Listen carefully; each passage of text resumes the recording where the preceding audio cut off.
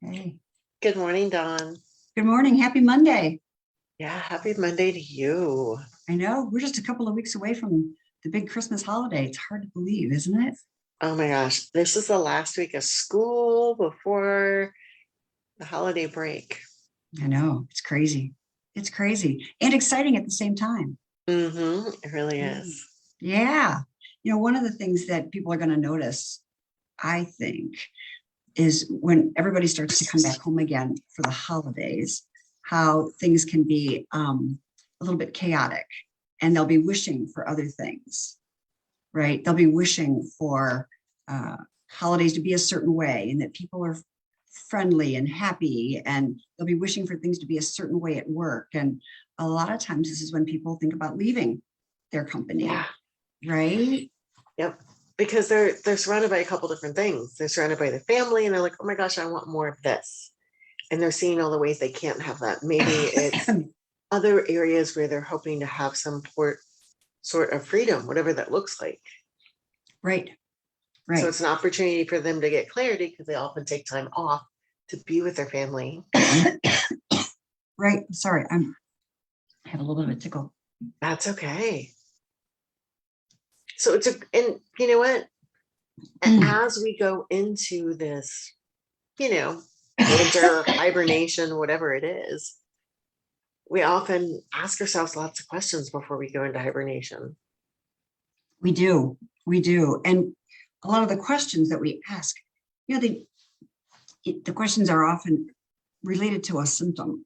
They're related to how things are feeling in the moment, right? If you're feeling a little bit stressed because everybody's coming home, or you're feeling like you're behind the eight ball, or like for a lot of us, as you're coming up on the end of the quarter, sorry, Liz. As you're coming up on the end of the quarter, you're running into like year-end deadlines. Yeah. A lot of things have to be done when you're ready to be at home with your people. And so you start to get upset because maybe you didn't plan well enough earlier, or this is the nature of the beast. Oh my gosh, Liz, you're going to have to talk for just a minute. Sorry. Yeah, no problem. You go on mute. I'll go ahead and talk.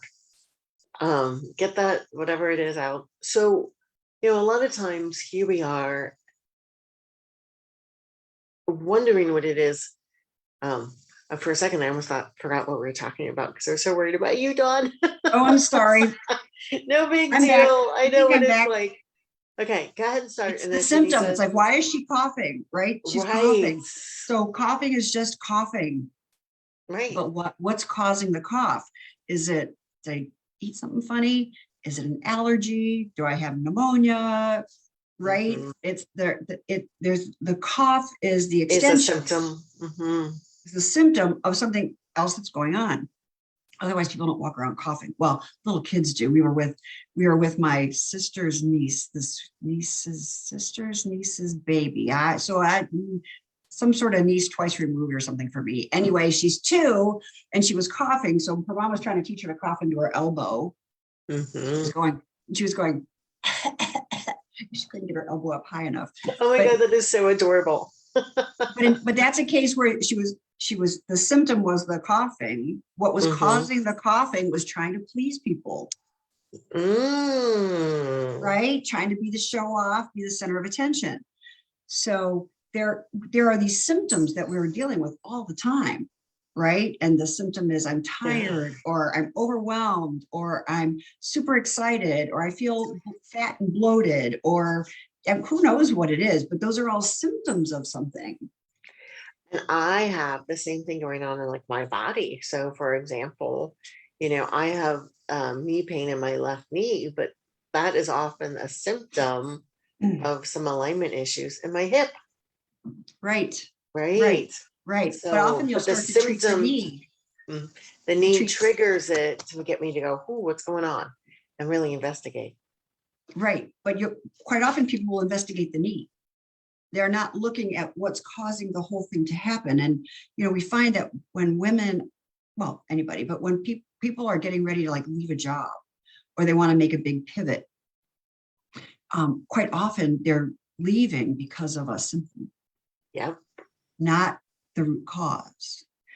So if you tend to be highly organized and need to be able to make a lot of forward progress and be productive, and you're feeling trapped at home, like, it's complete chaos, you may take it out on the people at work.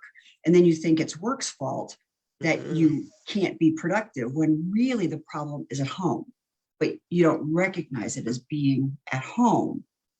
So today we want to talk about, Liz has this really great tool she's going to share with us about the wheel of life, because there are two sayings that Liz and I use a lot. One is, how you do anything is how you do everything. And we really stole that from Harv Eker.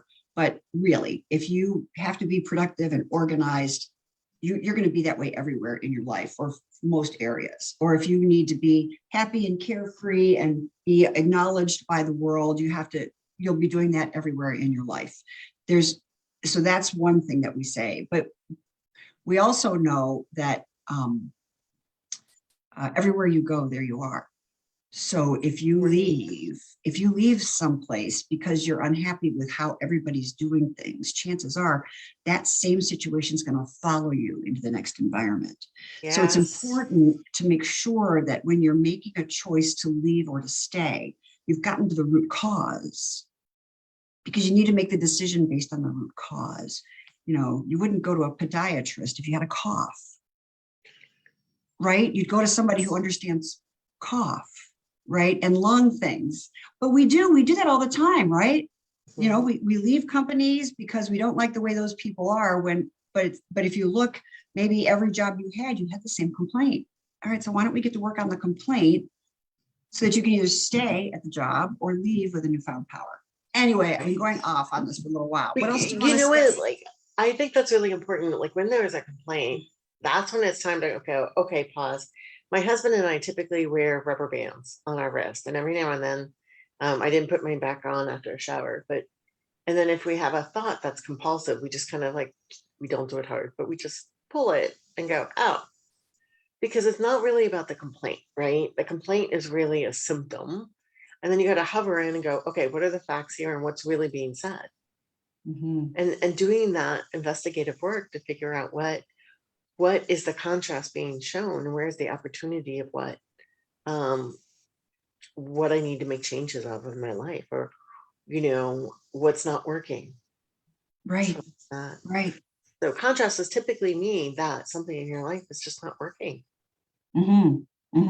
And you have two options. You grow, or you complain and stay the same. Right. But I mean, in the laws of thermodynamics, right? Energy is always moving. So you're either growing or expanding, or you're shrinking. So when you're in a complaint mode, you can either work through it and get to the other side, or you can shrink and become smaller. Right. Which isn't always the way most humans want to go. So. And we don't always realize it when we're in it. So I'm going to go ahead and share my screen. And okay. If you want to, There you go. Now you can share your screen. Okay. So here is an example of the wheel of life. And if you just sit there and think about the wheel of life, there's all these different things that we have to balance in our life. We have our career, we have our money, we have our health, our family and friends, our partner and our spouse. So you got the relationship things down at the bottom there. You got personal growth, spirituality, fun, leisure, and recreation. And you know what? Many years I put that on hold. I should probably make that piece of the pie for me a little bit bigger, because I have some making up to do in the fun, leisure, and recreation. And then we got the physical environment, your home, your garden, and your surroundings. So if we sit here and think about, these are, 8 different areas of your life that you have to balance at all times. And it's really hard to actually, Dawn and I also have a saying about balance. Nothing is ever 100% completely in balance at all times. So it's good to take an assessment and find out where you are. So if we were looking at this, and we do this fairly often, and sometimes we forget, but it's good to find out, like, what is working in my life. If I was able to grade this, and 0 being on the inside and fulfilled being on the outside, what are the different areas in my life that are really working right now? Is it career? Is it money? Is it health? Is it my relationships with my friends and my family, or my spouse and my partner? So what would that look like? And you can kind of see an example down here on the bottom right of what it could look like. You have things that are closer to the zero, things that look feel like they're being much more fulfilled, right? If zero was on the inside and 10 was on the outside. So the nice thing is that gives you kind of like a starting point of where it is you, excuse me, here we go. Try not to make anybody dizzy, where you feel fulfilled. And then once you have an ideas like this, you start to ask yourself the questions in the areas that you have a lower score. You know, what does that look like? Look for the facts, Mhm. and we do this fairly often. Dawn and I, we have a saying to each other when something's going on. We just stop and say, okay, what's the facts? Let's kind of shimmy into the situation a little bit and figure out what's going on so we can figure out the contrast. And that's an opportunity to say something's not working here. What do I want it to look like? Mhm. I So, think one Dawn, of what the are some of the questions? Good. Yeah. well, so when if you can go down to the example a little bit again. Yeah. So, for example, you see there's one at the top left, which I think is the physical environment, and in that example, it scored a 2. Now, a 2 might mean that it could mean you wish you were putting more attention on it because there's a lot of things you want to get done, or it could be I'm just unhappy there. I don't like my house. I don't like my chair. I don't like something. So it could be a whole range of things, but it gives you the chance to start to dig deeper into what is the issue that's going on there, right? It could be, my daughter and I went round and round for a while around the house. She works for one of those retail stores that has lots of soaps and shampoos and plugins into the wall, and you know, we could easily have 85 different smells in the house. And all the smells are beautiful. But what we found out was they were giving me a headache. So, Mm.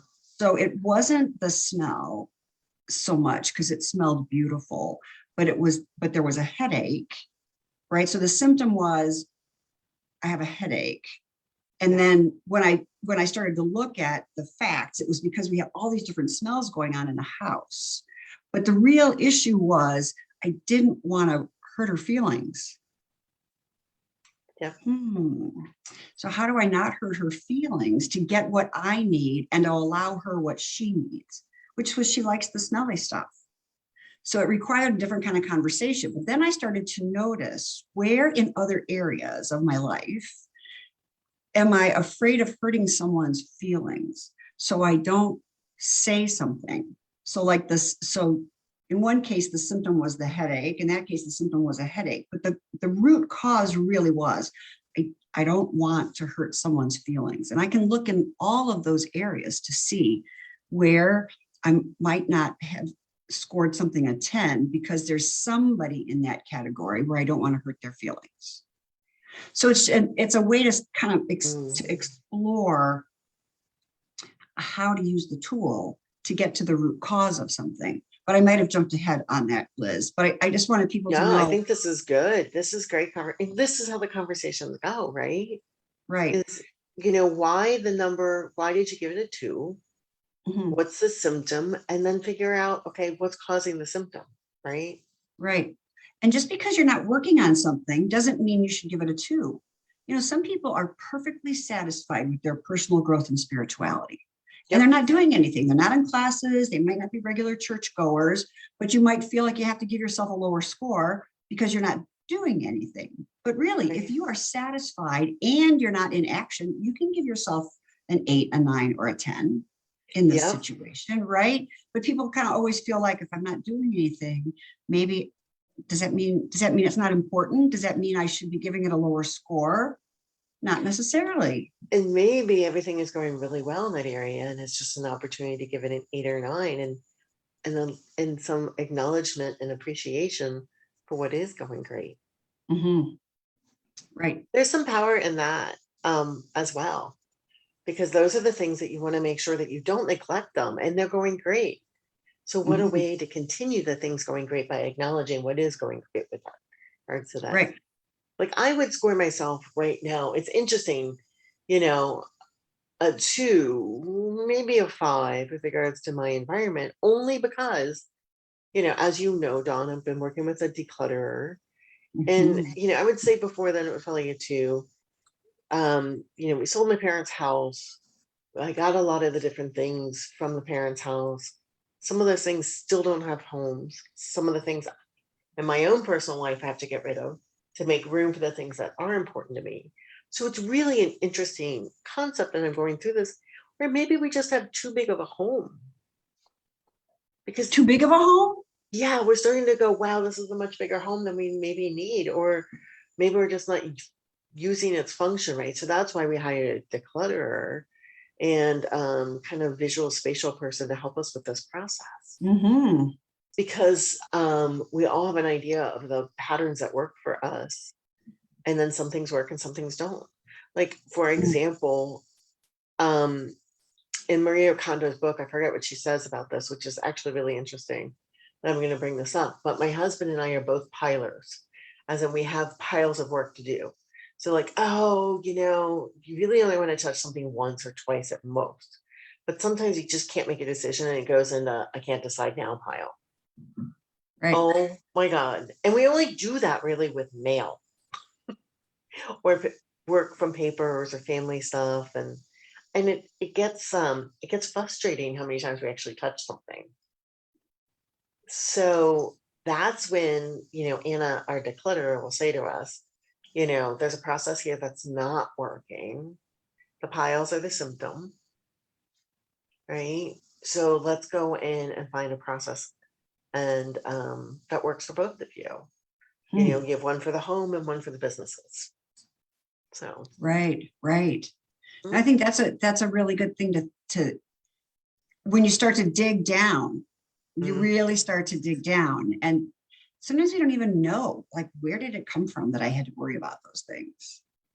There, like, there's some concern that when you can actually uncover it, it might actually make it easier to stay in your job, right? Because maybe you're getting paid well and maybe you've got great benefits, but there's this little thing that it's just making you crazy and you've made it huge and you didn't even realize it. So for example, so I have two sisters and they are beyond neat and orderly. I mean, I don't, I, well, both of them. the one sister is automatically, she just is always that way. And my other sister growing up, I mean, they shared a bedroom and Amy's side was pristine and Libby's was, I mean, you couldn't even find the bed most of the time. We never knew how she found the bed.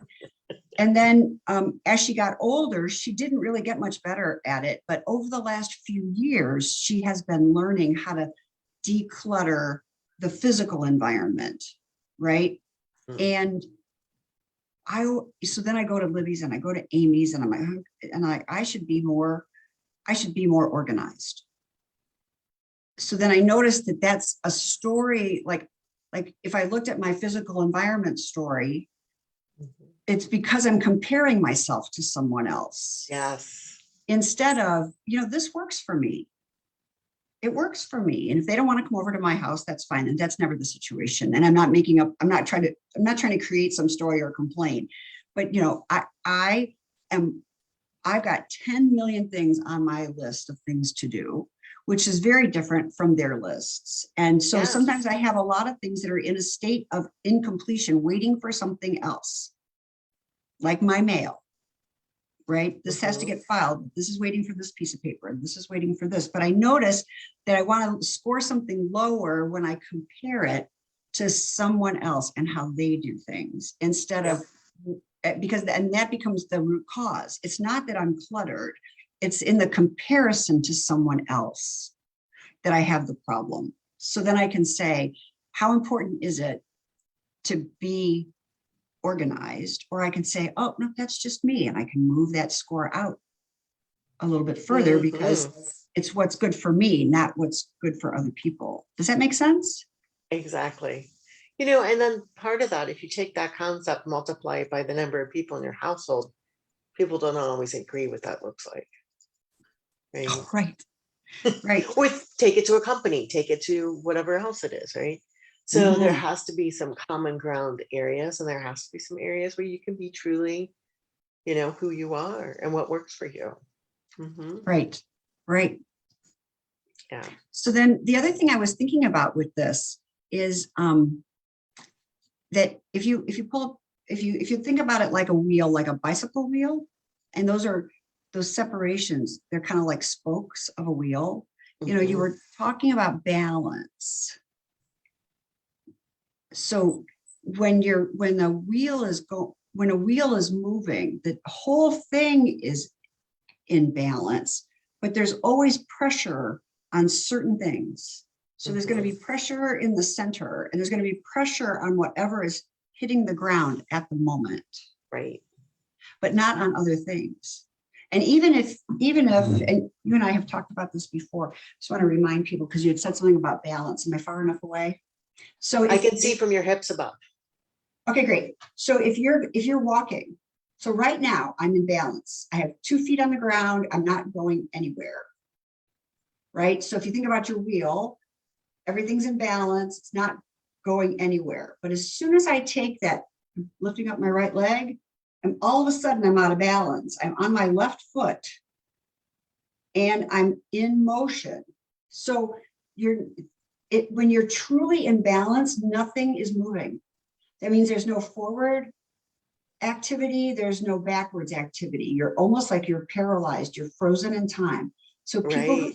think people who think they need this perfect balance, it's like a fantasy in terms of physics and reality, because you're always going to have something out of balance, right? Even my arm might be career and money, and this might be fun and personal growth, and this is my partner, and this is physical. So all of them are in, even as you walk, they're all in a different space with every movement. So I Mhm. think it's important for people to realize that even if you're working on one piece, other pieces are now starting to shift a little bit, because you can't work on any of them in a vacuum. Exactly. Right. And how you do one thing is how you do everything. So as you get to clarity and momentum in one area, they all start to move. The most important thing is in a wheel is that all the spokes move in the same direction. Right. Or if you tried to walk and you kept your arm like this the whole time, right? Instead of letting it move, right? It's like Hmm. everything's great, but I'm not touching fun, right? Oh, that'd be so sad. It doesn't work so well though, No, it right? And I doesn't. think that's what I'm trying to have people realize, is that it's even when you're working on one, the others are going to be adjusting as you go. Yes. So anyway, And a Liz, part of it's it almost is 11:25 already. Can you believe it? I cannot believe it. And a lot of it is just taking those assessments every now and then, just figure out where you are, right?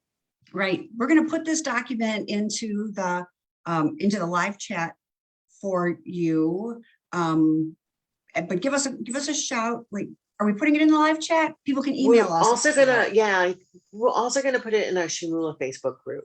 So it's Shimula exclamation point. That way there's documents in there, there's tools in there. If you want to Mhm. join us, it's where we share a lot of great information. You can download this Wheel of Life if you From want to do an there. assessment. Hmm. That's right.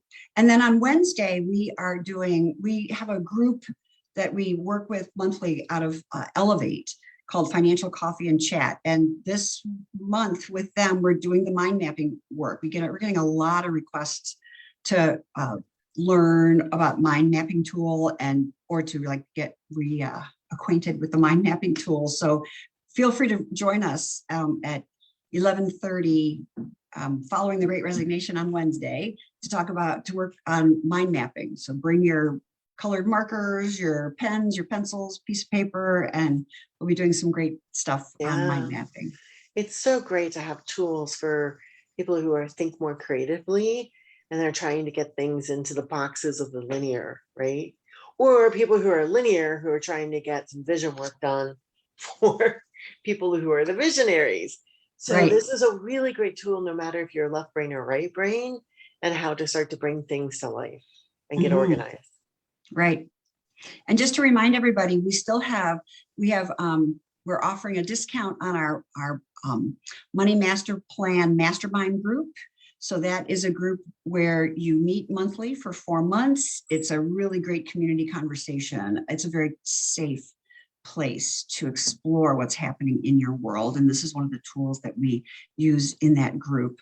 And it's 6 modules of videos and workbooks that go with it to help you design your possibility roadmap and to figure out what you need to be doing to have the great life you love.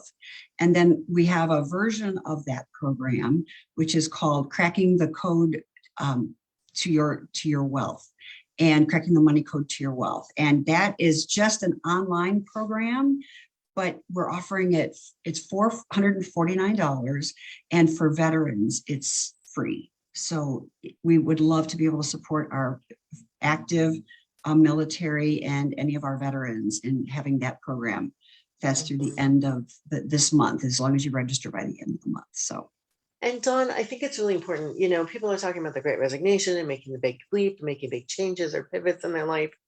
There are tons of people who have done their time and served our country for decades, right? And they're fairly young still when they go to retire. And then what? So this program is also really powerful for people who are looking to pivot from, whether it's into retirement, into the next phase, a second career, maybe launching a dream. So it is all about the possibility that's in front of you and creating the roadmap to get there. Right. Great. And you can get access to the information about our courses at shimula.com. So we'll put all of that into the feed. But thanks, Liz. And we'll see everybody again tomorrow at 11 o'clock. Have a great day.